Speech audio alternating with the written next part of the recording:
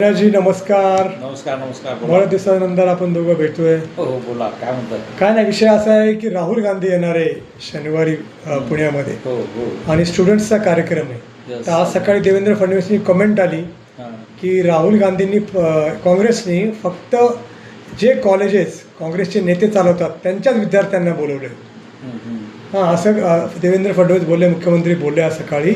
त्याच्यावर उत्तर काँग्रेसचं आलं की देवेंद्र फडणवीस नॅरो माइंडेड आहेत खूप, त्यांना भीती वाटायला लागली आहे काँग्रेसची आणि ज्या तऱ्हेने राहुल गांधींना रेस्पॉन्स मिळतो आहे. हा कार्यक्रम ओपन आहे सगळ्यांसाठी आणि ऑनलाईन विद्यार्थ्यांनी जाऊन रजिस्ट्रेशन करायचं आहे. तर तुम्हाला काय वाटतं, का देवेंद्र फडणवीस असं स्टेटमेंट केलं असं देवेंद्र फडणवीसांनी? फडणवीसांचं स्टेटमेंट बाजूला ठेवू थोडा वेळ, पण राहुल गांधींचा जो दौरा आहे संपूर्ण देशभरातल्या मोठ्या मोठ्या शहरातून दौरा करत आहेत. काँग्रेसने काय केलं आहे, जवळपास 800 शहरं अशी निवडलेली आहेत की त्या 800 शहरांमधून राहुल गांधींचा मॅक्झिमम युवकांशी संपर्क कसा होईल हे ते पाहत आहेत.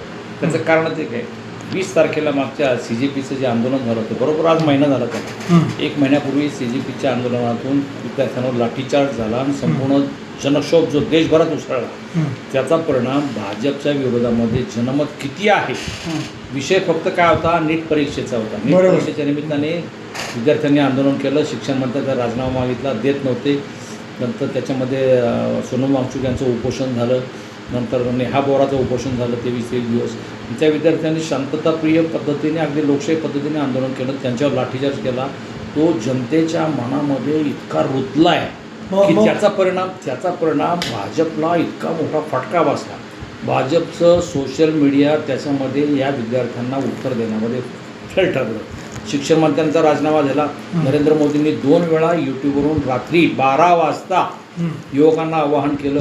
उपयोग काही झाला नाही, कारण ज्या पद्धतीने ही जनरेशन झेड आणि अल्फा हे दोनही ज्या पद्धतीने आता भाजपला आणि सत्ताधारी पक्षाला जोडत आहेत, वेगवेगळ्या पद्धतीने मीम्स करून किंवा रील्स टाकून, त्याला प्रत्युत्तर देण्या भाजप अपयशी ठरलं. नाही, आता जसं काँग्रेस म्हणते की घाबरले भाजप, त्यामुळे देवेंद्र फडणवीस असे स्टेटमेंट देत आहेत की काँग्रेस डिस्क्रिमिनेट करतंय, सगळ्या मुलांना बोलवत नाही आहे, त्यांच्या मुलांनाच बोलवतंय.